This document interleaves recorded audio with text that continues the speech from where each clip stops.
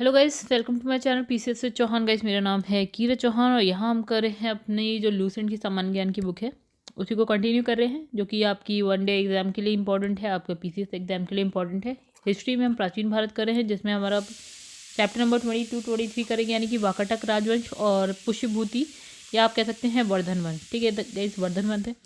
अच्छा, आप इंस्टाग्राम पे चाहे तो मुझे फॉलो कर सकते हैं, जस्ट लाइक आपके फ़न के लिए जस्ट। और यहाँ पे व्हाट्सएप है, अगर आपकी कोई क्वेरी है आप मैसेज कर सकते हैं, या कुछ कहीं आपको कुछ पूछना है तो आप जो है मैसेज व्हाट्सएप कर सकते हैं। ठीक है,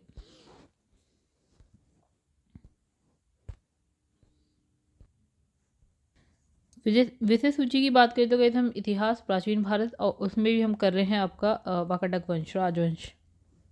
फिर मध्यकालीन भारत, आधुनिक भारत है, देन विश्व इतिहास है। फिर हम भूगोल की बात करेंगे, जिसमें हम वर्ल्ड ज्योग्राफी की बात करेंगे, इंडियन ज्योग्राफी की बात करेंगे, इंडियन इकोनॉमी की बात करेंगे, फिर इंडियन कॉन्स्टिट्यूशन की बात करेंगे हम लोग। देन हम बात करेंगे physics, chemistry, biology, science and technology, विविध, और लास्ट में है हमारा खेलकूद, और लास्ट में है कंप्यूटर। राइट, चलिए फिर स्टार्ट करते गए। अगर आपको वीडियो पसंद आए ना तो वीडियो को लाइक करिएगा एंड चैनल को सब्सक्राइब जरूर करिएगा।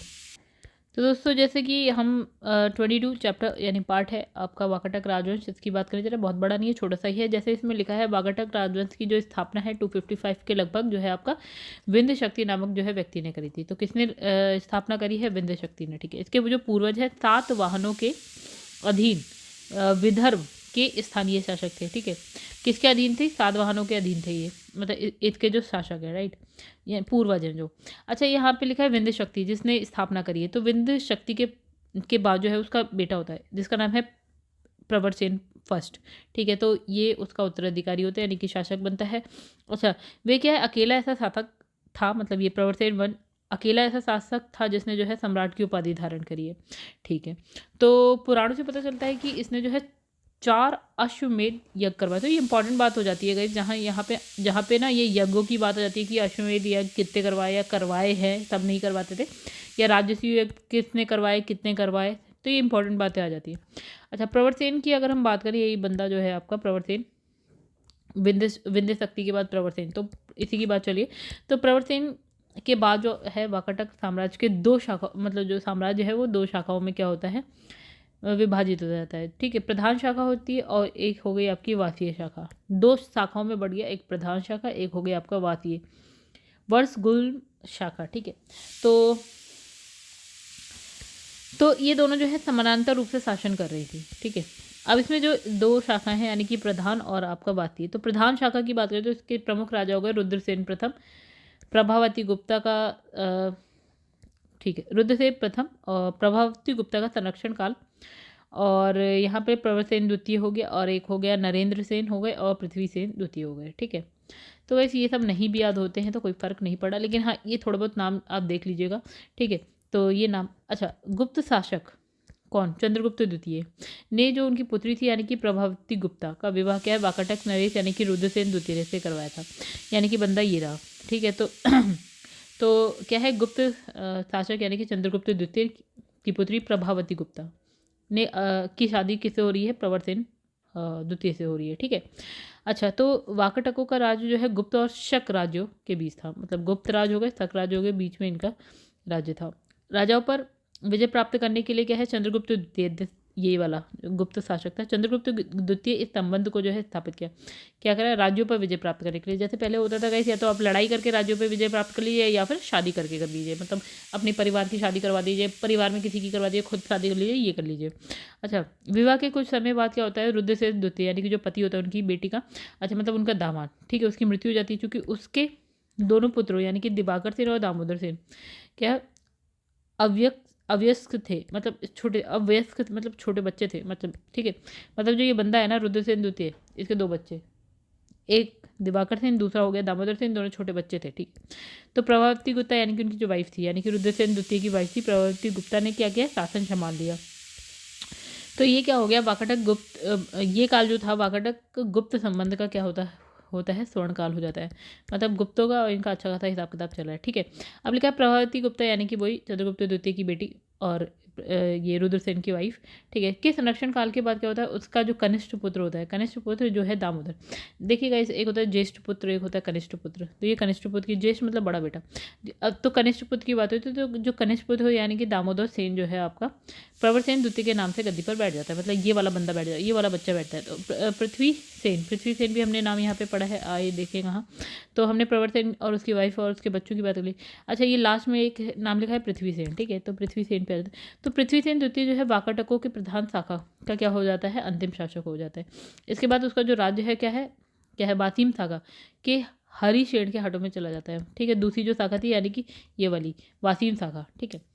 तो एंड में क्या होता है, जब ये पृथ्वी सेन के बाद जो इनका शासन है, राज्य है, वो किसके पास चला जा रहा है, इस शाखा का एक बंदा है हरीशेन, इसके हाथों में चला जाता है, ठीक है। तो अब बात करेंगे हम वासीम शाखा की। तो इसमें लिखा वाकाटक वंश की शाखा की जो स्थापना होती है 330 में होती है। सम्राट प्रवरसेन के छोटे पुत्र होते हैं जिनका नाम होता है सर्वसेन, उनके द्वारा होती है, ठीक है। अच्छा, तो उसने जो है वत्सगुल्म नामक स्थान पर एक स्वतंत्र राज्य की स्थापना करी। अच्छा, ठीक है। तो गैस वो ये वही वाली बात होगी, जैसे आपने महाभारत में सुना होगा ना कि हस्तिनापुर दो भागों में बट गया। तो एक तो हो गया हस्तिनापुर, एक दूसरा जो इंद्रप्रस्थ होता है जहाँ पर पांडव जाके रहने लगते। उसी तरह आप मान लीजिए कि वत्सगुल्म नामक स्थान पर एक नया राज्य बना दिया।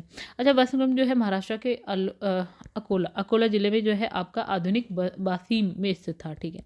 चलो, अब बासीम शाखा के जो प्रमुख राजा है उनका नाम भी देख लिया। सर्वसेन ये तो वही बंदा है जिसने स्थापना करी है। अच्छा, विंध्य शक्ति द्वितीय हो गया, प्रवरसेन द्वितीय हो गया और हरिसेन हो गया। हरिसेन ने बाद में क्या करा था, जो अभी हमने पढ़ा था, जो हमने ऊपर जो शाखा पढ़ी थी वो इसके अंडर में आ गई बाद में, ठीक है। देखिए क्या लिखा हुआ है, तो ये है, इसके हाथों में आ जाती है एंड में, ठीक है। तो चलिए आगे बढ़ते हैं। कौन सी शाखा होती है, प्रधान शाखा, इसके हाथों में आ जाती है बाद में। अच्छा, तो यहाँ लिखा है हरिसेन जो है बासीम शाखा का सर्वाधिक जो है शक्तिशाली शासक था, और ये जो है वाकाटक अंतिम ज्ञात शासक था, मतलब जिसकी जानकारी हमें है, ठीक है। तो वाकाटक वंश के राजा जो है प्रवरसेन द्वितीय, जो अभी ये रहा, ये दूसरा नाम। प्रवरसेन द्वितीय ने क्या मराठी प्राकृत काव्य मतलब सेतुबंध की रचना की है। तो ये इंपॉर्टेंट बात हो गई गाइस। तो किसे, प्रवरसेन द्वितीय ने मराठी प्राकृत काव्य यानी कि सेतुबंध की रचना करी है।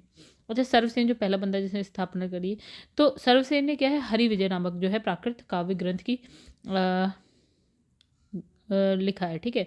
तो यानी कि दो बंदों के नाम, प्रवरसेन द्वितीय ने लिखा है सेतुबंध, इंपॉर्टेंट है। अब सर्वसेन ने क्या लिखा है आपका हरि विजय, ठीक है, दोनों इंपॉर्टेंट। तो इसमें लिखा है संस्कृत की वैदर्भी शैली का पूर्ण विकास जो है वाकाटक नरेशों के दरबार में हुआ है।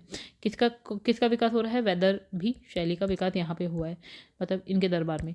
अच्छा, कुछ विद्वानों का मत है कि जो चंद्रगुप्त द्वितीय के जो राजकवि यानी कि कालिदास ने कुछ समय तक जो है प्रवरसेन द्वितीय की राजसभा में जो है निवास किया था, ठीक है। तो इतनी सी बात इंपॉर्टेंट है, अच्छी है, मतलब याद रहेगी, ईजी भी है। और वहाँ उन्होंने क्या किया, उनके जो सेतुबंध का संबोधन किया और वैदर्भी शैली में अपना काव्य यानी कि मेघदूत लिखा। अच्छा, वाकाटक नरेश जो यानी कि ब्राह्मण धर्मावलंबी थे और वे शिव और विष्णु के उपासक थे। चलिए, इंपॉर्टेंट बात है, पता होनी चाहिए।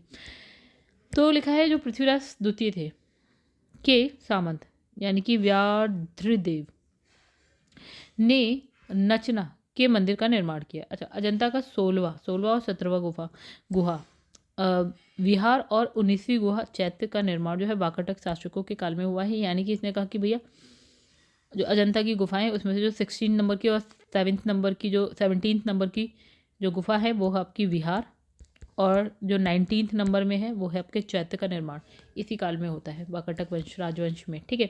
चलिए, अब जो नेक्स्ट हमारा आता है वो है पुष्यपुति वंश और जो है वर्धन वंश, ठीक है गाइस। नहीं, मतलब पुष्यवती या वर्धन वंश एक ही बात है। देखिए, अब क्या होता है, गुप्त वंश का पतन, उसके बाद क्या होता है कि नए राजवंशों का उद्भव, मतलब गुप्त वंश खत्म होता है, नए राजवंश आते हैं। तो उसमें जो है मैत्रक, मौखरी, पुष्यभूति, परवर्ती गुप्त और क्या है गौड़ प्रमुख थे। तो ये राजवंश उभर के आ गए बाद में।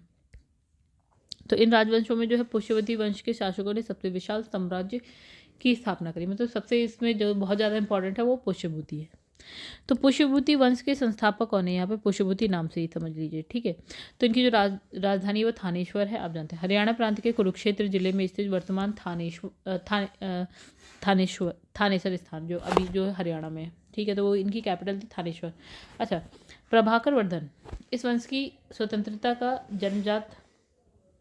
जन्मदाता था, ठीक है। मतलब ये क्या है, प्रभाकर वर्धन जो है इस वंश की जो स्वतंत्रता का जन्मदाता था, मतलब इंपॉर्टेंट बंदा हो गया, तथा प्रथम प्रभावशाली शासक भी था। और इसने जो है परम भट्टाकर और जो है महाराजाधिराज जैसी उपाधियाँ धारण करी है। ठीक है, तो भैया ये इंपॉर्टेंट बात हो गई भैया इसकी। जो प्रभाकर वर्धन है इसमें आपके जन्मदाता भी और स्वतंत्र राज्य वंश स्थापित करने का जन्मदाता यही बंदा, शक्तिशाली भी है। उपाधि क्या है? परम भट्टाकर और जो है महाराजाधिराज, इंपॉर्टेंट है, पता होना चाहिए आपको। फिर प्रभाकर वर्धन की जो पत्नी है उनका नाम है यशोमती। उनके दो बच्चे हो गए, क्या नाम है? राज्यवर्धन और दूसरे का है हर्षवर्धन। एक कन्या भी हो गई जो कि है राजश्री। ये दोनों ये उत्पन्न हुए, उत्पन्न मतलब गई पैदा हुई हैं। ठीक है, तो प्रभाकर वर्धन नाम याद रखिए, यशोमती याद रखिए, राजवर्धन है, हर्षवर्धन है और बेटी का नाम है राजश्री। तो इनका जो राजश्री है ना उसका जो विवाह होता है किससे होता है? कन्नौज के मौखरी राजा थे जो जिसका नाम है गृहवर्मा से होता है, राइट। तो इंपॉर्टेंट बात है इसलिए याद रखिए। मालवा के जो शासक है यानी कि देवगुप्त ने क्या करा, ये जो इनका जो दामाद था ना, तो ये कि प्रभाकर वर्धन की जो बेटी है राशि का दामाद गृहवर्मा, ठीक है, मालवा का शासक था यानी कि देवगुप्त। उसने क्या करा, ये जो इनका दामाद है गृहवर्मा उसकी हत्या कर दी और क्या है राजश्री को क्या करा, बंदी बनाकर कारागार में डाल दिया। मतलब इसको मतलब इस बंदे ने क्या करा, इसकी तो हत्या करी और इसको क्या है बंदी बना लिया। फिर क्या हुआ कहानी कि राज्यवर्धन जो इनके पापा हैं ने देवगुप्त को मार डाला। चलिए मर गए। परंतु देवगुप्त के मित्र गौड़ नरेश, क्या नाम है गाइस, शशांक, ने धोखा देकर जो है राजवर्धन की हत्या कर दी। मतलब कहानी ये हो गई कि राजवर्धन जो इनके पापा थे उनने क्या करा, जो जिनने ये उनके दामाद को मारा था उसको एक तो मार दिया। अब इस बंदे का ना एक दोस्त था, बेस्ट फ्रेंड, जिसका नाम था शशांक। अब शशांक ने क्या करा, इन्हीं को मार दिया, राजवर्धन को। ठीक है, मतलब राजवर्धन ने मारा देवगुप्त को, इसका एक फ्रेंड है शशांक, इसने मार दिया राजवर्धन को। शशांक जो है शैव धर्म का अनुयायी था और इसने जो है बोधि वृक्ष यानी कि बौद्ध गया इसको कटवा दिया था। अच्छा, तो राजवर्धन की जो मृत्यु है उस मृत्यु के बाद यानी कि 1606 में जो है 16 वर्ष की अवस्था यानी कि छोटा सा बच्चा है हर्षवर्धन थानेश्वर की गद्दी पर बैठ जाता है। ठीक है, मतलब अभी हम चल रहे हैं तो राजवर्धन की बात चलिए, उनके दो बेटे थे। ठीक है, जिसमें से एक था हर्षवर्धन, अब ये गद्दी पर बैठ गया। कहाँ पे बैठा है गया? थानेश्वर में बैठा है। ठीक है, तो हर्ष को क्या है आपका शिलादित्य नाम से भी जाना जाता है। चलिए इंपॉर्टेंट है, आपको पता है। अब इसने जो है परम भट्टाकर नरेश की उपाधि धारण करी है। अब ये हर्ष जो है ना, जिसकी बहन थी राजश्री जिसको बंदी बना रखा था, तो हर्ष ने जो है ना शशांक को पराजित करके क्या कन्नौज पर अधिकार कर लिया और उसे क्या करा, अपनी राजधानी बना दी। मतलब पहले राजधानी थी थानेश्वर, अब ये इसने जो है आक्रमण किया कन्नौज पर, शशांक पे किया और कन्नौज को अपने अधिकार में ले लिया और उसको राजधानी बना दी। यानी अब राजधानी आप कह सकते हैं थानेश्वर से कहाँ पहुँच गए, कन्नौज। अच्छा, अब क्या हुआ गाइस कि हर्ष और पुलकेशिन द्वितीय के बीच क्या है, नर्मदा नदी के तट पर होता है युद्ध। नर्मदा नदी आपको पता है ऐसे बहती है कहाँ, मध्य प्रदेश से महाराष्ट्र गुजरात होती हुए आपकी कहाँ, अरब सागर में गिर जाती है। ठीक है, इस तरह से आती है। अच्छा, नर्मदा नदी के किनारे के युद्ध होता है हर्ष और पुलकेशिन द्वितीय के बीच में, इंपॉर्टेंट है, पता होना चाहिए। जिसमें कौन हारता है? हर्ष हार जाता है। अच्छा, एक चीनी आती है जिसका नाम है ह्वेनसांग, हर्षवर्धन के शासनकाल में भारत आया था। चलो आगे बढ़ जाते हैं। अब देखिए ह्वेनसांग को यात्रियों में राजकुमार, नीति का पंडित और वर्तमान जो है आपका शाक्यमुनि कहा जाता है। मतलब इंपॉर्टेंट बंदा है ये बहुत ज़्यादा। ये क्या है, नालंदा विश्वविद्यालय में पढ़ने और क्या है बौद्ध ग्रंथ संग्रह करने के उद्देश्य से भारत आया था। बौद्ध धर्म का अनुयायी था। ठीक है, तो वो ये सब पढ़ने सीखने आया था। अच्छा, तो क्या था, हर्ष जो है आपका उसने अपने दूत चीन भेजे। ठीक है, तो इसमें 643-645 में 2 चीनी दूत उसके दरबार में आए। चलिए इतने इंपॉर्टेंट नहीं है ये। हर्ष ने जो है कश्मीर के शासक से जो है बुद्ध के दंत अवशेष बलपूर्वक प्राप्त किए। ठीक है, ये भी इतना इंपॉर्टेंट नहीं है। हर्ष के पूर्वज जब भगवान शिव और क्या है सूर्य के अनन्य उपासक थे। मतलब अब हर्ष के पूर्वज थे शिव और सूर्य के उपासक। ठीक है, प्रारंभ में हर्ष भी अपने जो है कुल देवता यानी कि शिव का जो है परम भक्त था। चीनी यात्री आया भैया ह्वेनसांग, ये तो मानता था बौद्ध धर्म को। ठीक है, तो ह्वेनसांग से मिलने के बाद क्या होता है कि बौद्ध धर्म का बौद्ध धर्म में 2 शाखाएं होती है, एक महायान हीनयान। तो महायान शाखा को क्या है राजश्रेय प्रदान किया और वह पूर्ण बौद्ध बन गया। मतलब कहानी ये हो गई कि जो हर्ष है बंदा उसके पूर्वज तो शिव सूर्य के उपासक थे। ठीक है, अब ये स्टार्टिंग में तो ठीक है शिव का भक्त था हर्ष, लेकिन अब क्या हुआ, किससे मिल गया, ह्वेनसांग से मिल गया। अब ये तो बौद्ध धर्म से रिलेटेड है। अब इसने क्या करा, इससे मिला सिखाया विखाया, तो अब जो है हर्ष पहुंच गए बन गए या बौद्ध बन गए, राइट। अच्छा, तो हर्ष के समय में क्या है नालंदा महाविहार जो है महायान बौद्ध धर्म की शिक्षा का प्रधान केंद्र हो गया। तो हमने कहा बौद्ध जो धर्म है वो 2 शाखाओं में बढ़ जाता है, महायान और हीनयान। तो कहानी चलिए महायान की। तो नालंदा में आपको जो कुछ मिलेगा महायान बौद्ध धर्म से मिलेगा। अच्छा, तो हर्ष के समय में क्या है, प्रयाग में प्रति 5वें वर्ष, प्रयाग मतलब जो आज इलाहाबाद है, उसमें हर 5 साल में क्या होता था, एक समारोह होता था, ठीक है, जिसे महामोक्ष परिषद कहा जाता था। तो ह्वेनसांग जो है स्वयं जो छठा समारोह था ना उसमें सम्मिलित होता है। ह्वेनसांग जो अभी भारत आया हुआ है हर्ष के काल में, ठीक है, तो वो ये जो छठा 6th टाइम मतलब 5 साल में हो रहा है, तो जो छठा समारोह होता है उसमें वो सम्मिलित हो जाता है। अच्छा, अब एक बंदा है बाणभट्ट। बाणभट्ट जो है कौन था, हर्ष का दरबारी कवि था, ठीक है, उसने क्या है हर्षचरित और क्या है कादम्बरी की रचना करी। और बाणभट्ट के गुरु कौन थे, आपका भरचू, ये कोई नहीं पूछेगा। चलिए आगे बढ़ते हैं। अब लिखा है प्रियदर्शिका, रत्नावली और नागानंद, ये 3 जो है संस्कृत नाटक है, ठीक है, किसने लिखे हैं, हर्ष ने लिखे हैं। तो क्या है प्रियदर्शिका, रत्नावली और नागानंद किसने लिखे हैं, हर्ष ने, संस्कृत नाटक है। अच्छा, कहा जाता है कि तो धावक नामक कवि ने जो है हर्ष से पुरस्कार लेकर उसके नाम से ये तीनों जो है नाटक लिखे, ऐसा कहा जाता है, ठीक है। तो लेकिन जो नाम पे आता है ना, तो ये ऐसा हर्ष के नाम पे ही आती हैं रचनाएं। अच्छा, तो इसमें लिखा है कि जो हर्ष है, हर्ष को जो है भारत का अंतिम हिंदू सम्राट कहा गया, लेकिन वे ना तो कट्टर हिंदू है और ना ही सारे देश का शासक था, ठीक है। मतलब ये हो गया गाइस, अगर आप देखेंगे ना मौर्य डायनेस्टी को देखेंगे तो वो जो अखंड भारत वाला हिसाब किताब आता है ना, तो वो वाला हिसाब किताब था, मतलब काफ़ी बड़ा, सबसे बड़ा साम्राज्य, ठीक है। अब यहाँ पे लिखा चंद्रगुप्त मौर्य के टाइम का।